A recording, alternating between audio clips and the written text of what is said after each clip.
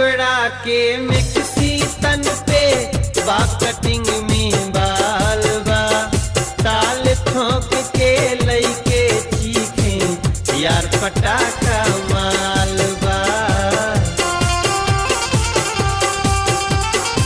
खाके पान बनारस वाला अइली मस्त बहार में करे लगली प्यार वफा के लेक्चर बीच बाजार में।